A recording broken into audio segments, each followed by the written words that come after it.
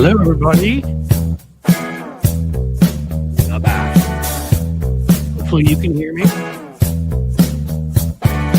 Thumbs up from David Schuster to another role he performed.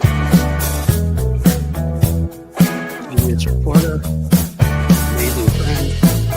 Thumbs up when you can hear me. Hey, there's somebody reporting who's let me the Austin.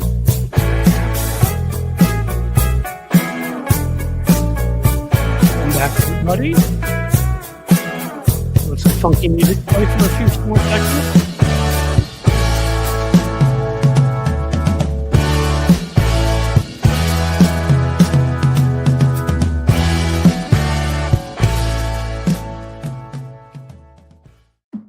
Welcome back, everybody. Welcome back. I am your host, Cliff Schechter. I am here with the great, the only, really the superior David Schuster.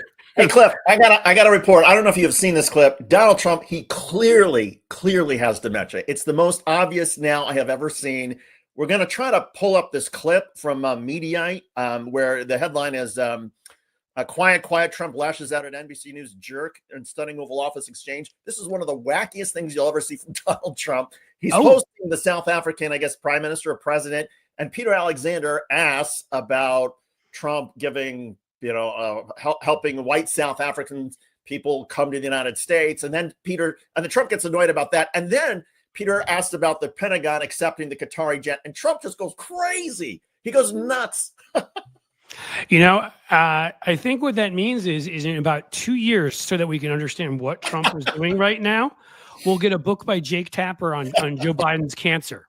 And that will lead us to understand exactly.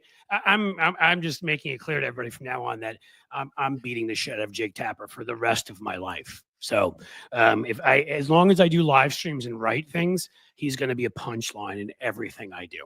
And by the way, Cliff, did you see the Beau Biden stuff about Jake Tapper? Hunter Biden. That apparently when Beau was laying in Walter Reed Hospital dying of cancer, Jake Tapper kept calling Hunter to try to get some sort of scoop. And Hunter wasn't picking up the phone. So then Jake used an unlisted number to try to get through. Is this the same one that dated Monica Lewinsky after the scandal so he'd get more information on what happened in the Clinton White House? He's the sleaziest, slimiest, lowest, most pathetic. God, I hope that book crashes. Nobody buy it. Any bookstore you go to, if you see it, don't commit any illegal acts. But what I used to enjoy doing is just pick up another book and put it in front of it. So any other book, really, just do that. I hope this thing crashes and burns, and I hope it drags him down with it, because I'm going to make him he's going to be the face, the embodiment of when I refer to corporate media, it's sliminess, it's need, it's need to be the center of attention, it's need to make every last cent of money, no matter how much they destroy everything else. Jake embodies all of that. And as I've said in that Substack, which I hope many of you read, I knew him a bit, in our 20s. So I'm speaking from personal experience of what I knew of him then, and I'm speaking from every single damn thing I have heard about him since, from everybody who knows him. And I have some related dating advice to my nephew and to everybody else who's out there single. I hope you find somebody who loves you as much as Jake Tapper loves fame. Yes. As much as Jake Tapper loves seeing his face on a camera or hearing his name mentioned. The thing about that book is he signed on to Alex Thompson's book, which was, everybody's like, hey, good job writing a book there about the guy that didn't win. But he signed on to Alex Thompson's crappy book that Thompson kept tweeting out garbage about, really towards the end of the election. When it could do real damage too. And I kept hitting back at him on Twitter. Jake joined later afterwards, and he has another book coming out too. Who didn't love him? Who hurt him? You need your face on every camera. You need 2 books out at the same time. Get a life. We're not impressed. I'm really not impressed by you. I don't really know what else to say. I don't know if some of these media stars in DC think that somehow they're movie stars or something, but you're not Cary Grant, dude. You're just not. So in any case, whatever.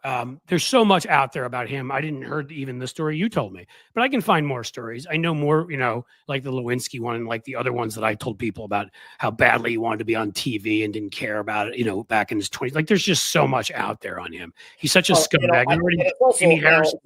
It's also poisoning the reputation of some of his friends. I saw Alyssa Farah Griffin, who was on The View. I think she worked for Trump at one point, and she was out there defending Jake, saying, "Oh, Jake's a friend of mine, and he's such a great journalist." I mean, and look, I mean, he holds people accountable. He moderated the debate, and I wanted to jump out of my skin and throw a brick at the rocket my screen here, because he didn't moderate the debate. He simply teed up questions. He didn't bother to fact check either Biden or Donald Trump. So he was a house plant up as some sort of example of, oh, Jake's such a great, courageous journalist because he moderated a debate.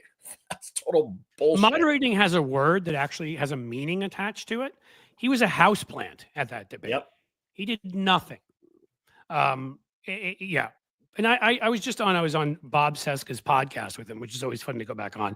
And in that, I don't care if I repeat myself. I gave my whole theory of why I despise the Jake Tappers of the world. Because I was talking about a gym I belong to here, where the trainer, where we do these classes, these sort of circuit workouts, and there's 8-10 people per class, whatever. A lot of them are people apolitical, don't really, they may lean a little bit to the right on some things, but a few to the left, don't really know. And the issue is, and some of this is, of course, lack of building of lefty media infrastructure. Something else I think we're going to address this live stream, because David and I, we have some plans, but also, and how we've allowed right-wing disinformation to flow freely under an extreme interpretation of the First Amendment that the United Kingdom doesn't allow, and Canada doesn't allow, and France, whatever. There's a lot of things here, but when Jake Tapper writes a book like that, and then it's what becomes one big infomercial from CNN, and it gets covered by all the usual sort of centristy, Politico, Axios, Joe Scarborough, all the ones who want to be the radical centrists, because I'm too cool, man. When that happens, what happens is these people I'm in this gym, they end up hearing these things, like they did about Hunter Biden. Didn't really know what to think, but they knew he was corrupt because they kept hearing it. They hear these things about places like Benghazi, who I'm sure most people can't find on a map, but they knew it was bad and it was Hillary Clinton's fault. And this is where the right wing is successful, because people like Jake Tapper launder their garbage out to a large mainstream media. And David, as somebody who comes from Bloomington, granted it may have been a different situation back then because there were more resources for local papers, but I'm here to tell you that if you're in a place like I am in Cincinnati, they take their cues from CNN, New York Times, stuff like that. They don't have the reporting ability anymore. So if the New York Times says it's true, CNN says it's true. And that's why I hate them so much, because the disproportionate influence their lies have.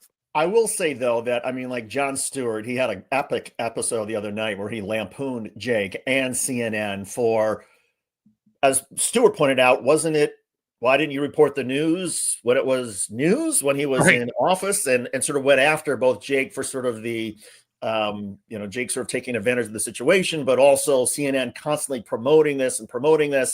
And so I do think that in certain, across much of the country, sure, people are going to take, what Jake Tapper and CNN says is gospel. But I do think that the more enlightened, educated viewers and consumers that are out there, to them, Jake Tapper is the source of scorn and ridicule, that he is a laughing stock because he has been the butt of jokes now from Jon Stewart and from people who are really sort of thinking this through. They get it. And I think that's only going to go further.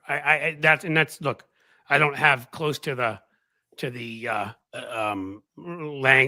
reach and ability to affect culture as someone like Jon Stewart. But if every time I do anything anywhere, and we've got a pretty sizable audience in some spots like Substack, if every time I make this person into the joke that he is, use him as the butt of jokes, even in columns that aren't about him. I did that today when we start talking about Kristi Noem, who, yes, I heard from a friend in DC some interesting stuff, which I put in the title about, which is the Trump people being very upset and even the word fired being used.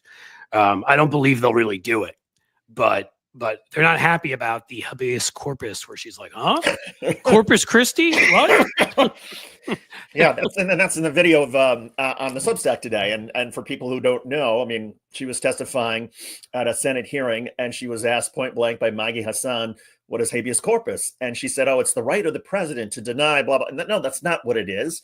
Habeas corpus is enshrined in Article 1 of the Constitution. It's a requirement that anybody who's in America who is detained, who is arrested, the government has to explain why, and they have to do so in a court.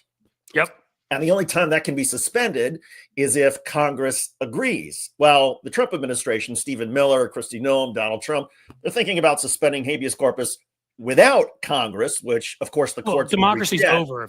I mean, literally that moment, democracy is fully over. And unfortunately, because Trump has already proven that he's willing to ignore the courts, if the courts reject him this time and say, no, you can't suspend habeas corpus, but he does it anyway.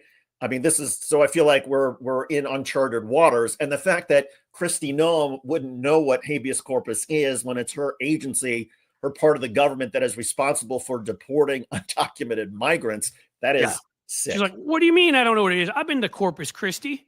I mean, she just, so, and so, but I wanted to remind people, because I wanted to share this because I got this from somebody who tends to know their stuff in DC, but he cautioned me. I already gave away. It's a he. But cautioned me, and it reminds me of what happened with Hegseth. Remember, they're having serious discussions about canning him, and that was and Trump was saying it too, and it didn't end up happening. So I can't promise anybody, but I can tell you that at least if the person I talked to is correct, they're having those conversations, because it was sort of a couple things in a week. One, she went in, got dressed down basically by Dan Goldman and Eric Swalwell, two of the best on Kilmar Brego Garcia and on due process. And all she could keep doing is repeating the same robotic talking points to the point of where, I mean, if you're the viewer, people could see that she could not answer their questions. At one point, Goldman was so annoyed by her sort of filibustering, he told her to be quiet. And Swalwell too. We had two of the best there, kind of not letting her get away with that. And then on top of that, in habeas corpus, there was the reality show that leaked that she wants to do, because yes, we've reached the Running Man portion or Hunger Games portion of our democracy, where being able to stay in this country legally is now a game show. Instead of compassion for people that are here. It said something about that. I don't know, Samaritan or something in the New Testament, but that much like the Constitution and other things, that's something that Kristi Noem has never read. And so a game show, literally pitting people's humiliations up against each other and their lives, destroy, who gets kicked out of the country. And she pitched this. Now they're denying it, but numerous sources said that she did. So when all of that breaks in a week, when you can't defend yourself or your office and you can't defend Trump, and let's be honest, he embarrasses himself like he did today every day, but he holds other people to different standards than he holds himself to. When they embarrass him, the almighty Lord, he can't. So that's what happened with Hegseth, and Hegseth was like that close to being canned. Well, that's interesting if they're considering dumping Kristi Noem. I meant to ask you, Cliff, because it feels like the big news on Capitol Hill now is that last night the House advanced this effort, this tax and spending bill, whatever you want to call it. Trump calls it his big beautiful bill, and the House Rules Committee met at 1 a.m. to advance it. Talk about transparency. But hours before they met, the Congressional Budget Office came out and said, okay, this is going to cut Medicare. This is going to force cuts to Medicare by $500 billion over 10 years. And so now you have the situation where, okay, they're advancing a bill that's going to cut Medicare, and you have Donald Trump on the record saying repeatedly, oh no, they're only going to cut waste, fraud, and abuse. And I feel like we're in this sort of weird situation now where Republicans in the Senate, who could put a stop to this, either they really sort of deal in reality and say, no, this doesn't just cut waste, fraud, and abuse. This guts part of the program. Or do they buy Donald Trump's lies when Donald Trump says, oh, no, it's just waste, fraud, and abuse? Well, and they have to sell that. Now, as I've said, they have all the advantages in selling their crap. The Jake Tappers of the world just repeat what they say without questioning it. And we don't have the kind of media infrastructure they have, and their right-wing propaganda that they call media will repeat it again and again and again. So they'll turn it so that the whole program is waste, fraud, and abuse as far as they're concerned. But again, it's really hard, as they've learned, to sell somebody on something that's actually happening to them, that they're wrong. When somebody is losing their own healthcare because of what these bastards are doing, it's pretty hard to say, no, you didn't really. We just got rid of waste and fraud and abuse. You really have healthcare. You know, like I don't know if they're planning on using the Jedi mind trick or what the plan is, but I don't think that's going to work.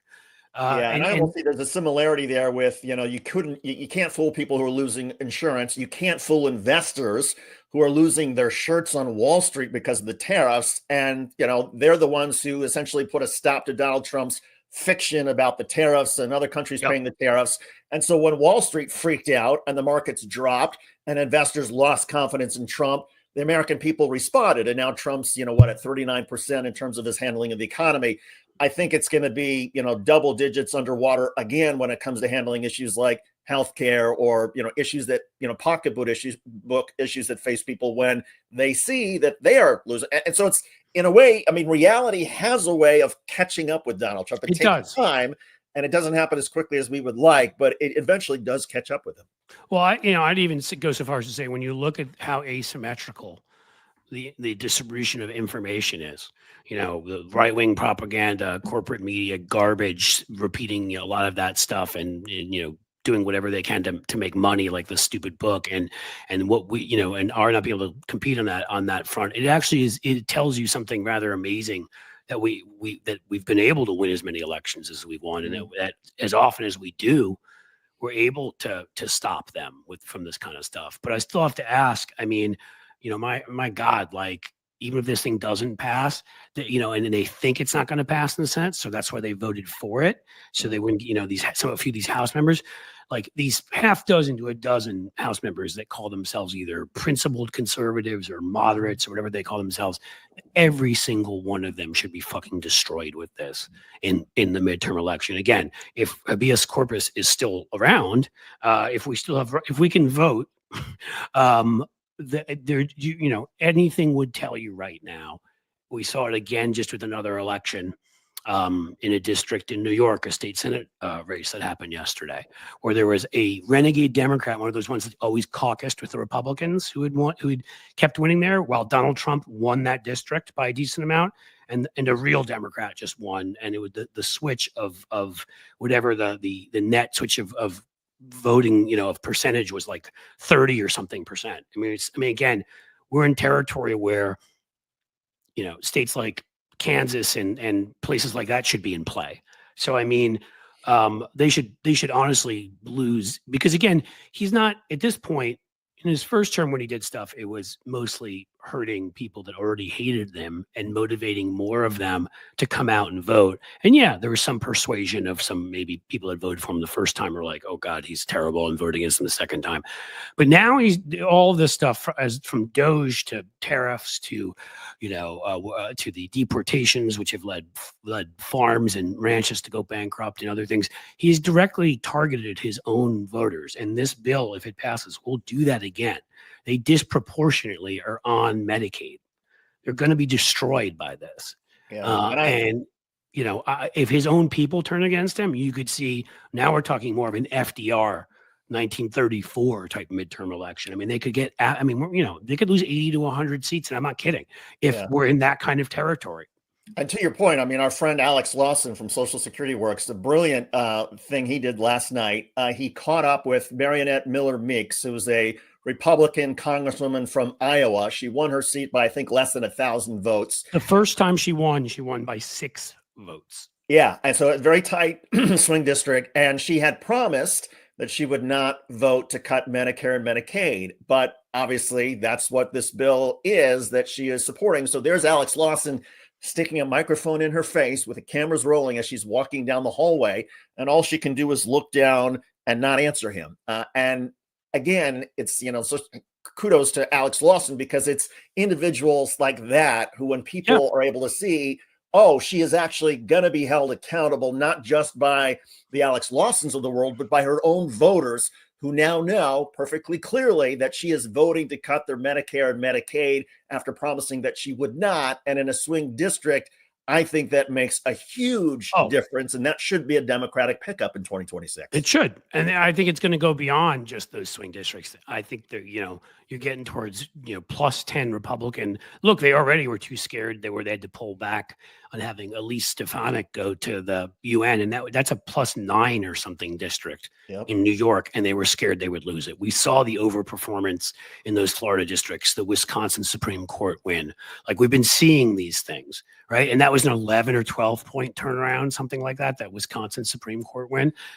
They're especially a midterm or whatever, Trump not on the ticket to turn out his sort of, base of incel men that only turn out for him, and just all the bad vibes and bad feelings and hatred that they've brought up among their own folks and the rest of us with what they've done. I mean, again, he hadn't lost this kind of ground. In that midterm in 2018 where we crushed him.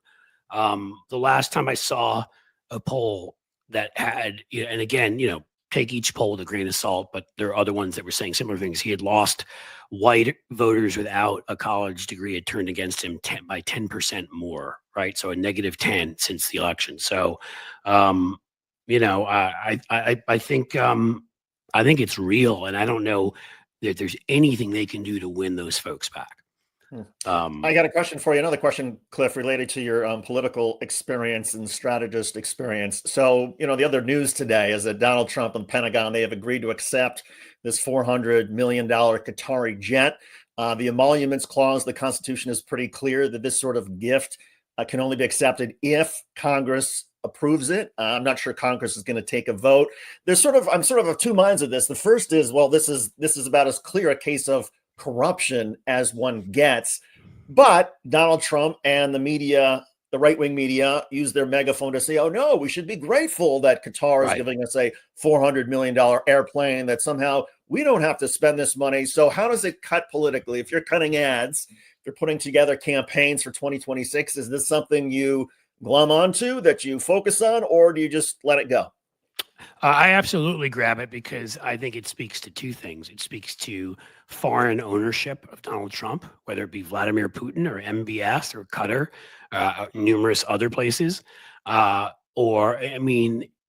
secondly, of course, just the massive corruption, and there'll be plenty of cases of that, but it has to be, that we message properly, that our people get out there, that we spend the resources to go and talk to people in places that we've ignored, that we do all these things to make sure, because it will be a massive liability. It's just if some people don't know as much about it, but you need to put it in a narrative frame, and it ain't a difficult one to do.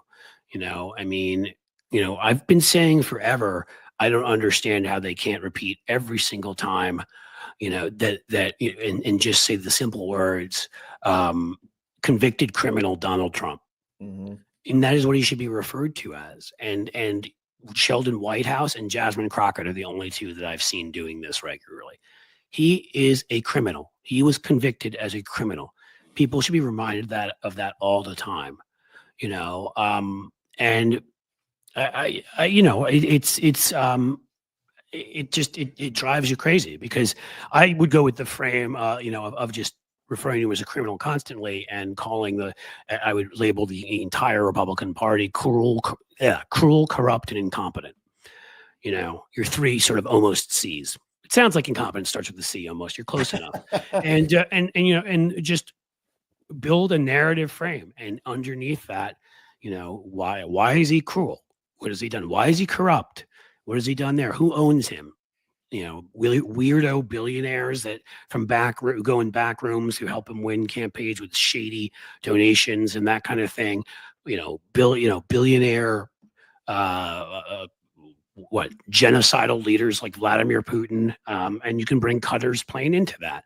Right. If you build like a way for a narrative structure, because that's how we tell stories, for people to understand how it fits into the whole, it can be devastating. If it just is like one of these messages we say one day and then say something else the next day, and never give people the proper context and the proper messaging, and don't reinforce it on every single level, then it won't do as much damage. It's there to destroy him, is all I'm trying to say. And Qatar, for people who don't know much about the Middle East, Qatar, it's an oil-rich country, but they have housed terror leaders of Hamas and other terror organizations. They've given them a home. They funneled a lot of money to terrorist organizations throughout the Middle East. So there's that aspect of it. And the other part about it is, I mean, Donald Trump, just the way he spoke about it today, also it gets to the total lack of credibility Donald Trump has on everything. Trump, in justifying this, is, oh, well, this is a country that gave us today, it was 5.1, I think he said $5.1 trillion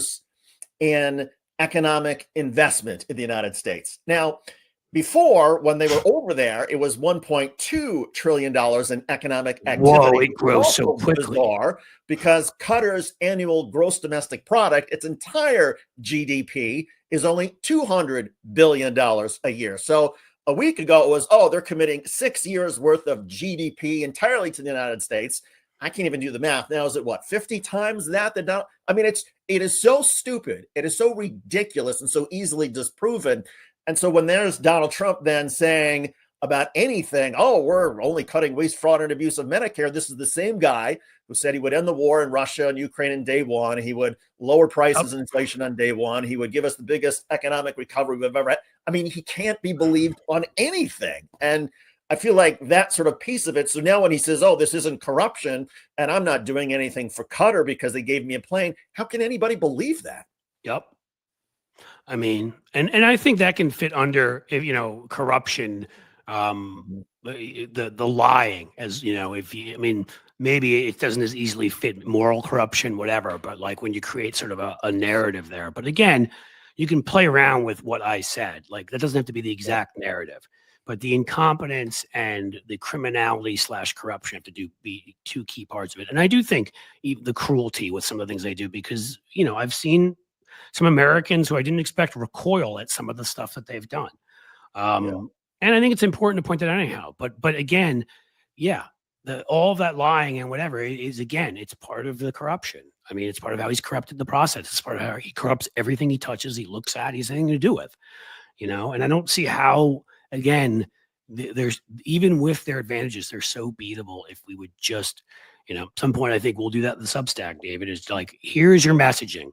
We'll even give some options, but it's not hard if you just stick to it. And every member and every pundit and every, commercial, every TikTok, every whatever reinforces in various ways these messages. It's not like you have to say the same exact words. You shouldn't. You should creatively play into the same narrative, Here, let me. I gotta believe that even Republicans are sort of nervous about the jet. I mean, that's why so many Senate Republicans have come out and said this is nice gesture, bad idea. I mean, Josh Hawley of all people said, okay, nice gesture, but maybe the Qataris can spend $400 million and gift us something else that we need, build school, whatever it is. I mean, but so I think you're spot on in terms of that. This is a potent political issue for Democrats to carry forward, and I think even with Republicans, sort of, I think, are fearful about it as well. Oh, I mean, my God, like the show images of some of the gloss and the insanity, the insanely rich, aspects of the kingdom of Qatar, and show, what they gave Donald Trump, and just maybe show some things about their human rights record and some other things going on there. I mean, it's not difficult if you put it in a structure, a simple, straightforward structure, people can understand and just hammer it home constantly. I did want to say quickly, I like to give priority to the folks who are kind enough to give us super chats.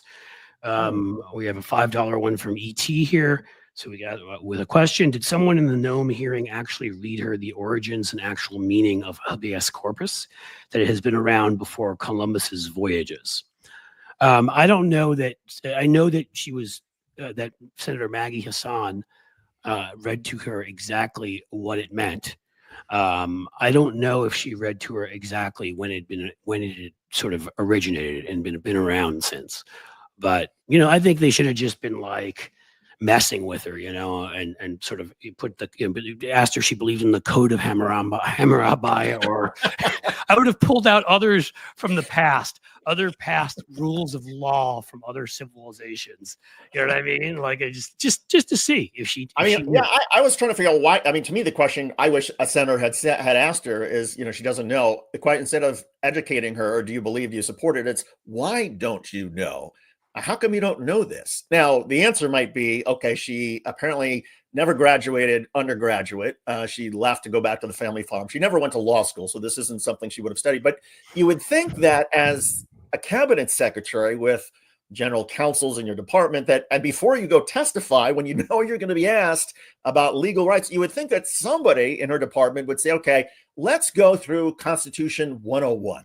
And here's what Democrats mean when they talk about due process, and here's what the Constitution says, just so that she can understand where the Democratic argument may be coming from, because then you're in a better position to respond if you disagree on policy matters or whatever it is. And to me, that maybe gets to your point that maybe the Trump White House sees that she's not capable of that. That she's not capable of arguing and understanding, and as a result, she gets owned very easily at these hearings. Yeah, I mean, why would you not do that, right? Like, I don't have a legal degree, but I'm undergrad. I went to grad school and something different and whatever. And obviously, I know what habeas corpus is. But could I have read the from the Constitution word for word? No, I could have told you the basic meaning, but I'd tell you this: if I were going into a damn hearing that was televised and to do with my job, I'd memorize every freaking word in there. So I mean, like, it's the lack of caring, preparation. Like, she doesn't think that's her job. She thinks her job is to commit actual war crimes, which this is considered a war crime, to go pose in front of mostly naked prisoners in a concentration camp prison in El Salvador. That's what she thinks her job is playing.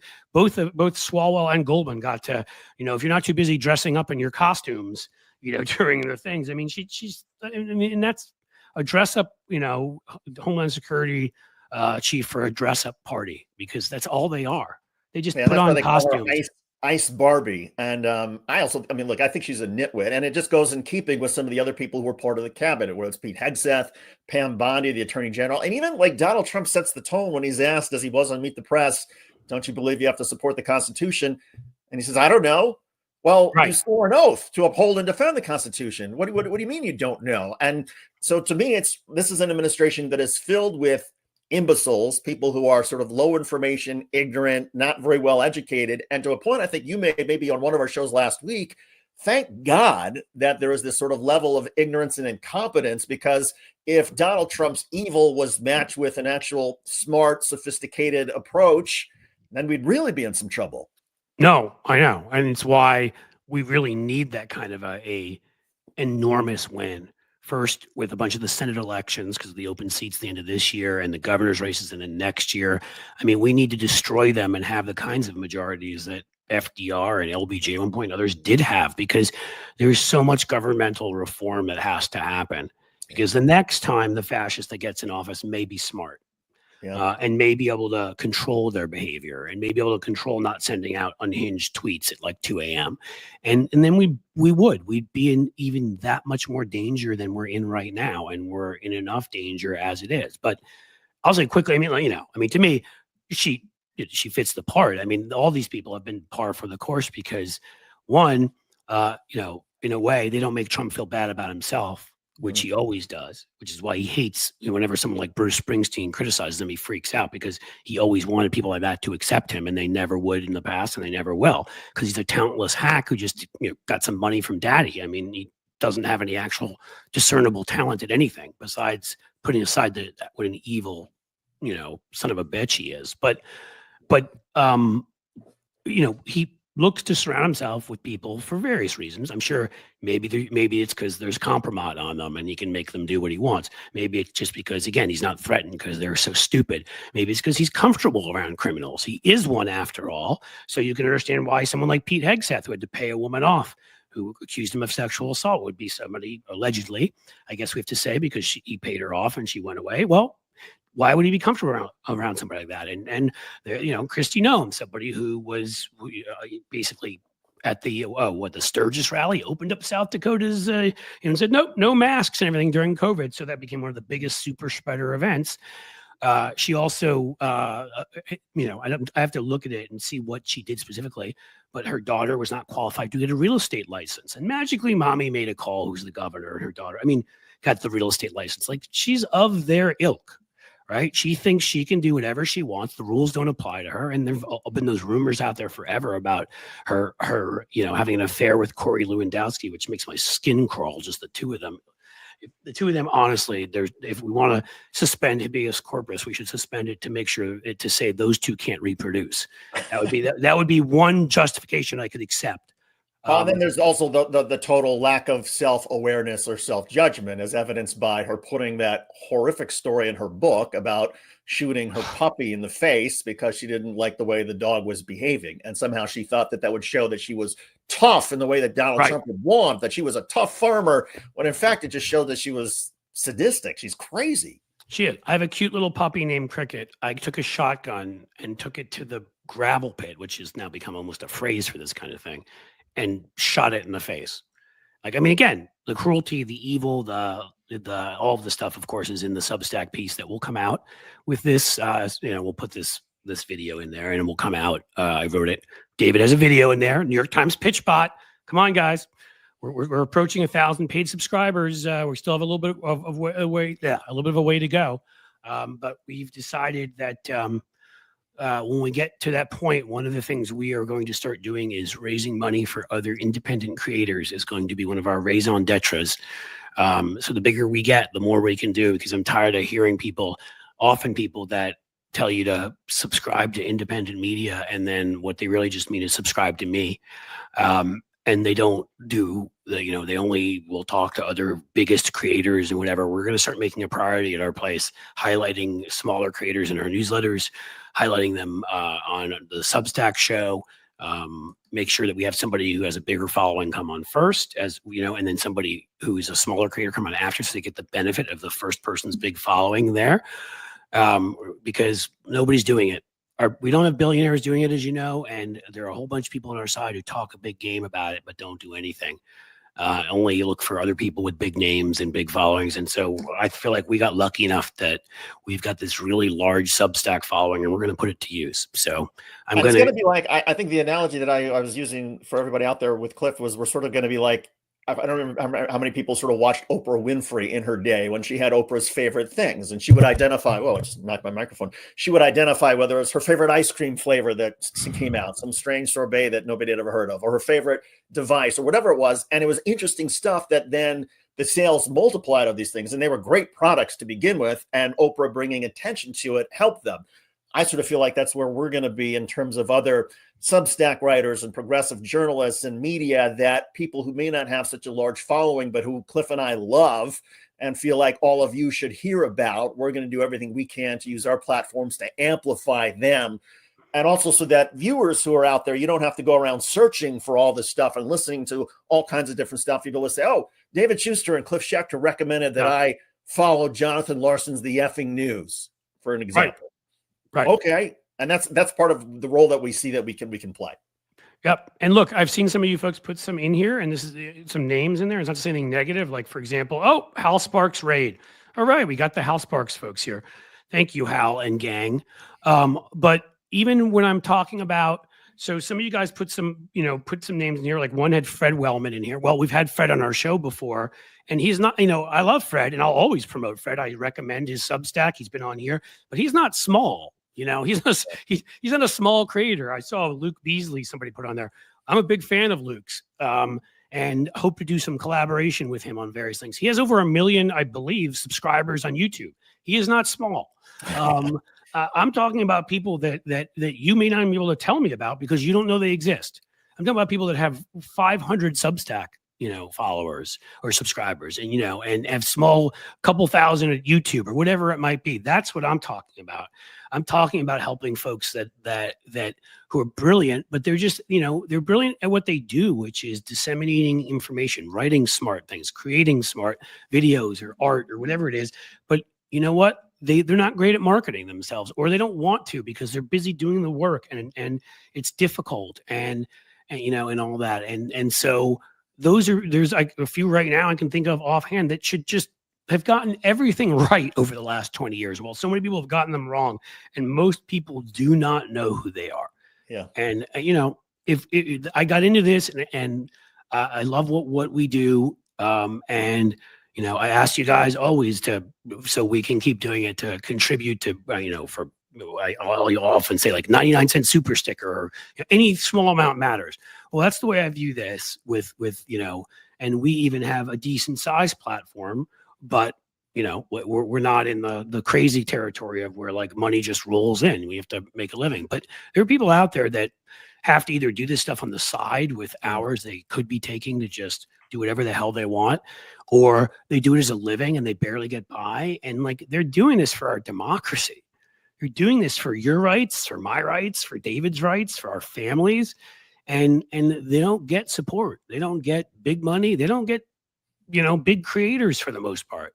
Now, there are some exceptions to that, and I'm not going to cast aspersions, at least not to begin with. We'll see where I get eventually on some of the big creators who are only out for themselves. But I certainly am going to make a point of pointing out some of the ones who are bigger creators who do actually, like when somebody said Fred Wellman in there. Well, that's a great example. Fred, actually, I've seen him plenty of times as somebody who I think has 50,000. I don't know how many he's got on his Substack at this point. Whatever, Fred's gone out of his way to have people on there, especially veterans, one of his big issues, that don't have big platforms, I mean, that is what we are going to do constantly. And I'm proud of it. And that's why, I'm going to feel very good about sort of asking you guys to contribute and support it and all of that, because you'll see the results. Anyone see Jody Hamilton's new show? Cynthia Jody's a good friend of mine, and she was, she for a while was booking for Stephanie Miller, but I've known Jody forever. And yes, like I reached out to her when I saw she sent it out, and she invited me on right away, which is very kind of her. I mean, as you may know, I've had Jody on here before. And I intend to go on. It's just a matter of finding a moment, because these days, even going on Bob Seska's today, which was a blast, meant that I had a newsletter, a column to write this morning, which is basically done. I had 45 minutes, or actually we called it 45 minutes. It was an hour and a quarter on Bob's show. And then I had to get this thing ready, and I'm doing this, so I try to tell people, I'm not complaining. I'm not a roofer.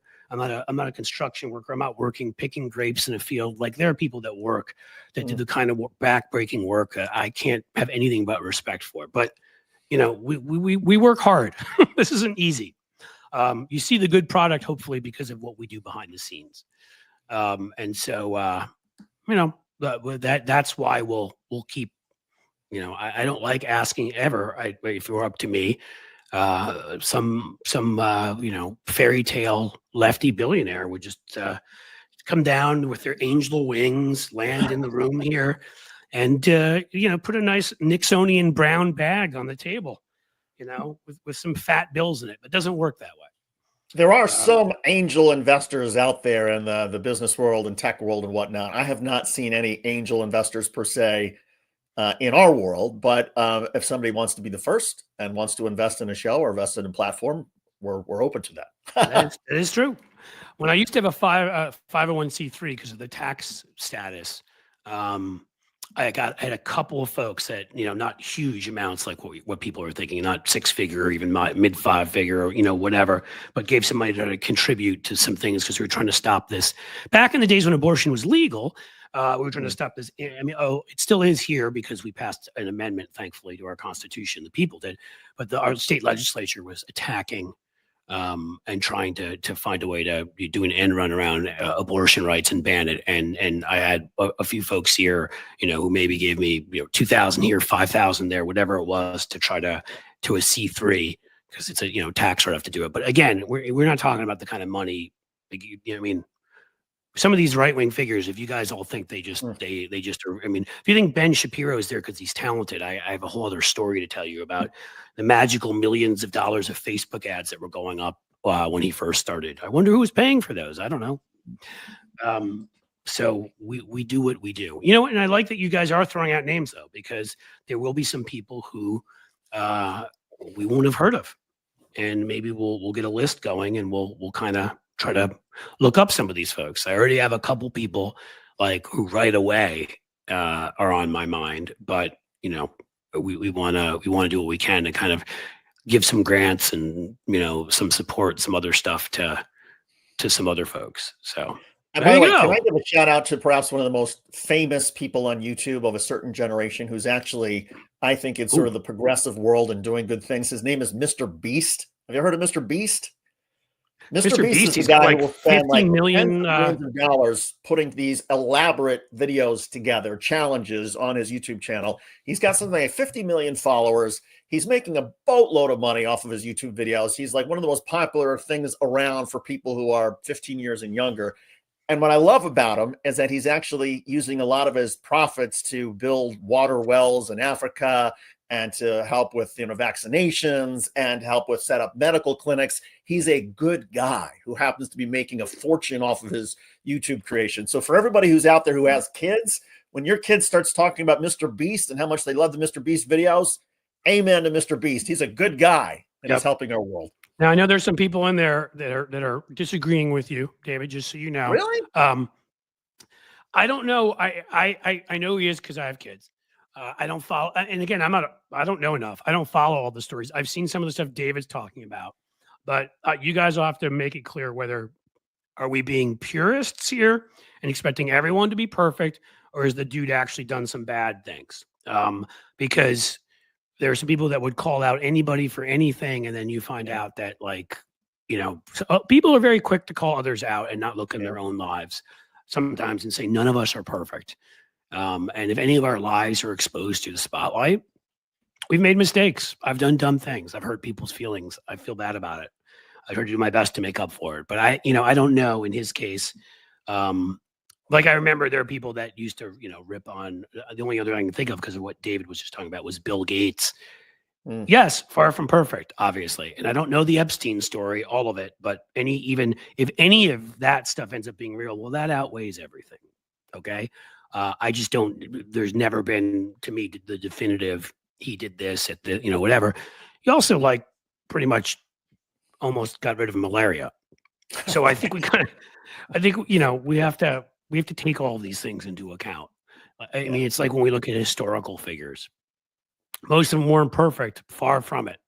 But all right. So we've got from Amethyst Pony, lawsuit filed in 2023 alleged that contestants experienced widespread mistreatment, sexual harassment, unpaid wages and expenses, and failure to be paid for overtime.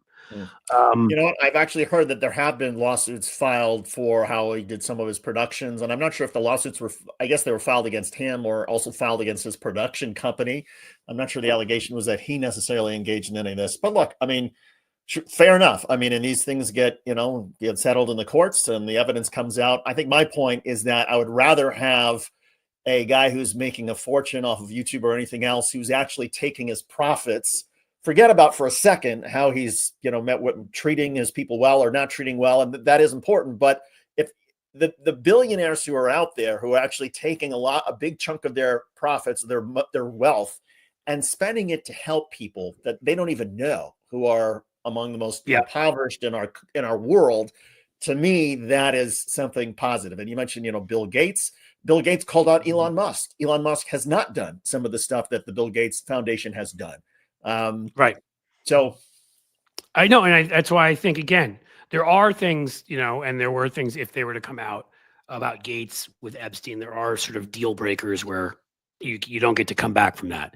But all none of that has ever been shared. And that doesn't mean whether it's real or not. What I do know is some of the other stuff that he's done. I mean, if you're a kid in Africa and you're not getting malaria, that's kind of nice if Bill Gates helped make that happen. If it's my kids, I'm thanking him if they're not getting it because of him. So again, we have to kind of know the deal. And I don't know that we always do with Mr. Beast, but here's what I'll promise you. I will look up and read some more about him and try to find out who is texting me right now. Is David texting me to say hello? Not me. Oh, no. Okay. No, it's actually my editor who edits some of the YouTube videos. I'll have to remind him when I'm on air. And look, Gates had, was he one of the original kind of ones of that proposal that half of their money go to charity and, Bloomberg signed on and, a bunch of other folks signed on. And look, there was another one. I used to take a lot of crap for the fact that I did stuff for Michael Bloomberg on economics, although he moved to the left even on some of those things, but on a bunch of things, I didn't agree with Michael Bloomberg. But my God, like when no Democrat would even come out and mention the word guns, I can't tell you if you think it's bad now where we are compared to where we were. There's at least like what 8, 10 more states that have universal background checks. We've actually passed national legislation, numerous executive orders. We've done all sorts of things. These things save lives. We're still terrible and have a long way to go. But like what we've done has saved lives. And if Bloomberg hadn't put his fortune behind that, that never happens. Yeah. Right. So I think we have to, again, this is an issue, and when it's real, I don't want to dismiss real concerns too. When people have done really, really ugly stuff, yeah, they're off the island, so to speak. I don't care what they've done with their money, but I just want to make sure that we all put everything in its context, because there is this thing, there is a kind of thing we do on the left where we don't always do that, and somebody does one thing that we think is bad, and like that's it, we're done, and we can't do that if we want to build a big tent. We just can't. Because I bet you and I, anybody here listening right now, I bet there's issues that we disagree on. My guess is most of the core ones we would agree, but that's the deal. So, back to Kristi Noem sucks. You guys can tell me this, because again, I try, here's one where you can tell me if I'm being a bad person. I try not to I try to do everything I can to make fun of how fake the Trump people are, what frauds they are, how terrible they are. And I also try to avoid falling into traps that can happen, like sexism. But, to me, Kristi Noem, part of what is fake about her, it's one of many, many things. Have you seen a picture of what she looked like when she was in Congress? Plastic surgery is one thing. Botox is one thing. I don't judge on most of that. Like, she has a different face than she had back then. And like, why? Like, she was in her 30s when she got elected to Congress, and just had all the. It's like considered like it's like Mar-a-Lago chic to like have your face completely rearranged. The men do it too, by the way. They get the pec implants, and it isn't just the women. Here, I just happen to be talking about a woman, but I've ripped into the guys too who go there and just look, and like, yeah, I did put pictures side by side in this Substack, so you can tell me if you think I'm being sexist. I could always take them out. I don't know. What do you think, David?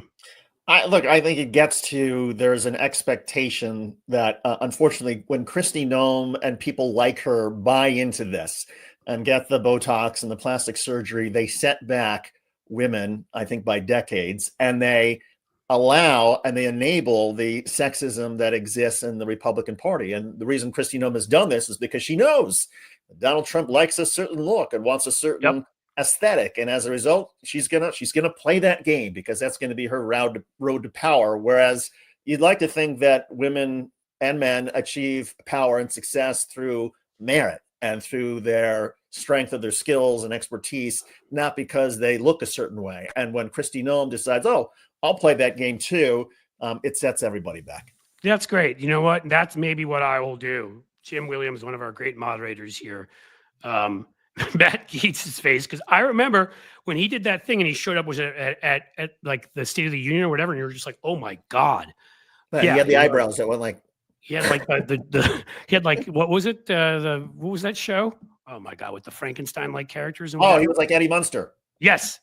I put that I put that up. So again, I don't think I'm doing it in a sexist way, because I just don't want anybody to think that I'm being that way, because trust me, I did it with Matt Gaetz too.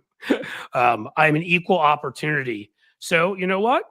We'll include Matt Gaetz in there, and then people will understand that this isn't about gender. This is about the fact that, like Matt Gaetz, who inherited daddy's money and who is still being, if I'm correct, investigated for sex trafficking, and who lied and cheated and stole and broke into the skiff, and maybe, with their cell phones, and maybe exposed our secrets and all the other things that Matt Gaetz did that were awful. To me, what he did with his face was a metaphor. He was a fake, a fraud, and I pointed that out. So, and I'm doing this. I think it's the same with Donald Trump and his orange makeup, and the orange that he's and his pissed cotton candy hair, as Penn Jillette called it. Yeah, Donald Trump puts on this heavy orange makeup for a reason, because there's something he feels like he needs to have some sort of covering, some sort of tan in order to be powerful. And so there's the president of the United States playing into this whole game as well. And the message that sends everybody, never mind that it just looks stupid and silly on Donald Trump and he doesn't always get it right and it's gross. Especially when the wind blows and you can see like the white up here is hilarious. The message that this sends to people that, you have to have a certain sort of covering, a certain sort of artificial look in order to be successful is absurd. Right. And it just, right. And as, Diana Monterez, hopefully I pronounced your name right, said, they are insecure people. Yeah. I mean, to me, at the root of everything on the right is a lack of being comfortable in their own skin, literally. Is a lack of knowing who they are, what they stand for, is feeling like they've been rejected by elite segments of society, feeling disempowered. That's where you get a lot of these angry white guys who feel like they've been looked at, and the elite MAGAs are pretty much the same. MAGA, it's not the Republican Party per se, right? I mean, I think Mitt Romney's policies suck, but for whatever I think about Mitt Romney, I think he's a pretty confident guy in who he is and what he's done. I don't think it's a Republican thing.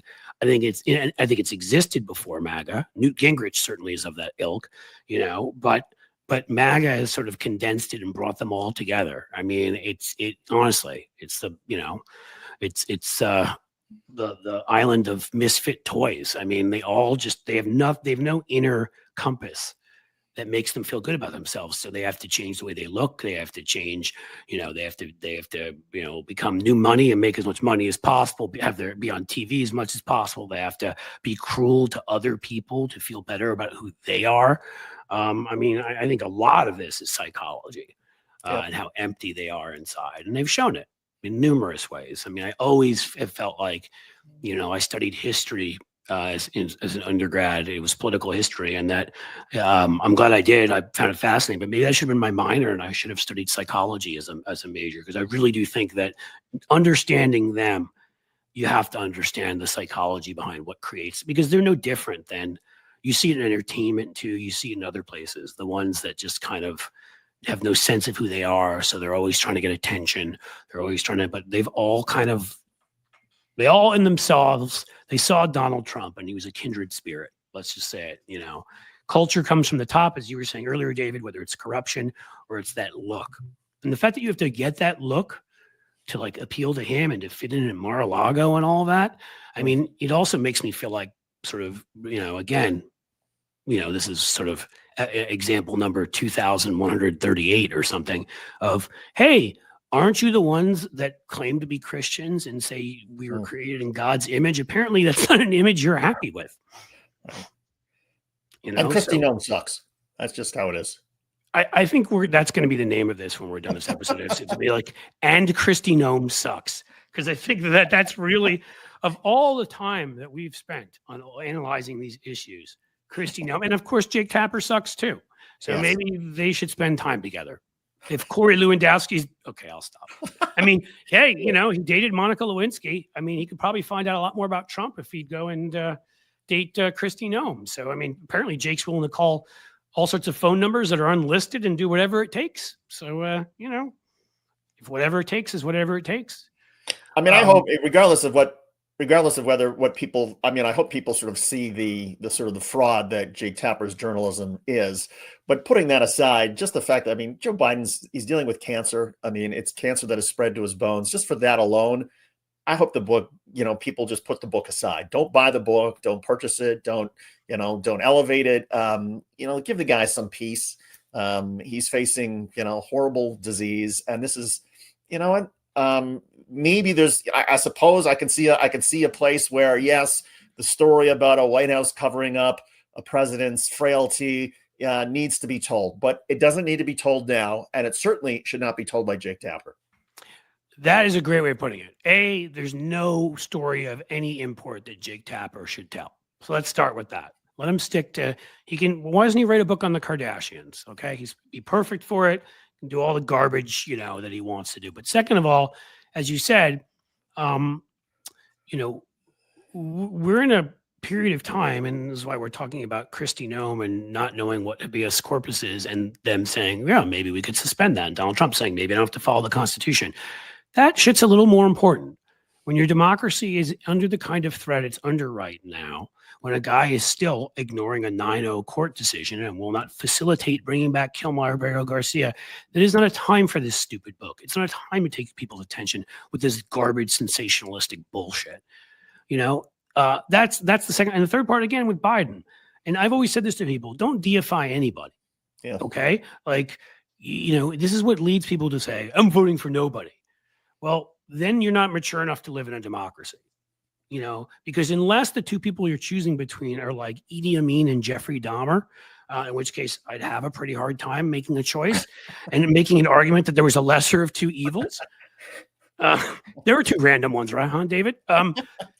If the democracy is about, it's about, like, we're supposed to be advanced citizens in a democracy. We're supposed to be at a point where we understand that there will always be a better option.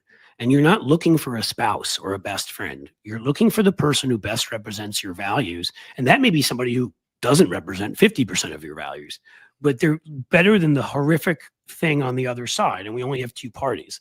Wish we had 3 or 4, a little bit more like the UK, and so that there could be another option here and there. But we have two, and you need to make that choice. And like, I never, deified Biden. I never, when I worked for him, I did my thing. Since then, I've been critical at times. I can say two things in the same breath. One of the 3 or 4 most consequential domestic policy presidents in the last 125 years, literally since 1900, in what he was able to pass and create against a hostile group of mouth breathers who wanted to destroy him in small majorities. He was incredible. All right. He should absolutely be in the top 15 presidents, good chance in the top 10. At the same time, due to simple science and due to simple things I know from actuarial charts, I did not think he should run for re-election when he did. I can say both of those things. And again, I respect him and I respect what he accomplished. I think he was a great president. I think he'll be remembered as one of the greats. I think he made a big mistake there. Do I think that is the thing that cost us? No, I think much more it's the Jake Tappers of the world that cost us. But again, we need to be able to have those nuanced conversations, because there are people who are like, well, you'd be like, you don't think Biden should run? You hate Biden. Blah, blah, blah. I'm like, I wrote ads for the guy in 2020. I don't hate him. Yeah, I couldn't say it any better. And so I actually have to go pick up the kid from the bus. So I'm going to leave everybody with Cliff's words, what Cliff just said the last 2 minutes. No, you have to leave everybody with, and Kristi Noem sucks. And Kristi Noem sucks. Cliff, thanks as always. Great show, buddy. Thanks for being here, man. Okay, we'll talk to you later. Yep. All right, guys. So we have a little more time here. What else do we have? I want to acknowledge a few folks. I acknowledged ET before. Thank you for the $5 super chat. Petrazi 20, member for 4 months. Absolutely outstanding. Mr. Android, member for 7 months. Wow. You like me. You really like me, or you don't hate me, which is good. I'm trying to see any other topics. Like, I have to go pick up a kid relatively soon, but not right away. So I want to see where we are, and if there's something else important that's worth are taking a gander at, if you will. Let's see. Don't forget also to listen to Bob Seska's podcast. I did go on there, as I told you. We will have the show tomorrow, Amped Up with Cliff Schecter, 2 p.m. Eastern. It'll be fun. We had an amazing guest cancel last minute. She'll be on in a couple weeks. So we will be doing our best, me and David, to get somebody worthy of your patronage there. This is fun. Well, we got Jasmine Crockett accusing Republicans of the weaponization of government. Of course, yes, they're always doing exactly what they say we're doing. Let's see if there's anything else that Trump having a conspiracy fest in the Oval Office. I'm not sure that's news anymore. Well, I will give my condolences to the late Jerry Connolly, congressman who died, I believe today, in a very different world. Life's a strange place. When I lived in Washington, D.C., I interviewed to be campaign manager for 2 people running for Congress. One of them was Chris Van Hollen, who's now a U.S. Senator, and the other one was Jerry Connolly. Didn't get either gig, folks, but it's been that long, MJ. Thank you for being here for that long. You have done it. So there you go, guys. I think that's most of what we have out there. I'm going to implore you again and say we need to. Oh, somebody sent me something. Maybe that's worth a friend. Is that worth checking out and seeing if that's worthy of our show?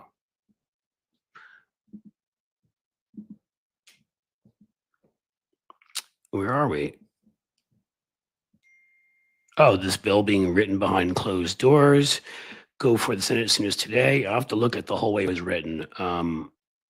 God, these people are awful. I saw somebody there asked about what about firing Noem? We had that conversation earlier. Were you not here for that? Maybe you weren't, which is I've spoken to someone in DC who is in the know. And again, I hope you know that I'm not that type of person who just makes these things up, because then I'd probably do this every week or every other week. I think I've done this once before in the history of doing these things, but I have a few people left there. When somebody tells me something that seems reliable, I share it. And the thing that I was told by this insider is that there have been discussions, including Trump being pissed off about Kristi Noem making a fool of herself on habeas corpus and being kind of owned by Dan Goldman and Eric Swalwell. Those are the two that I saw. I'm not saying those are the two that bothered him, but that she really did a bad job in Congress in general in front of Democrats. And now this leak about her wanting to do a reality show. Remember, nobody gets to do a reality show over the Donald. And she would like, of course, to be the star of a reality show of which immigrant can gain legal status and stay in the United States.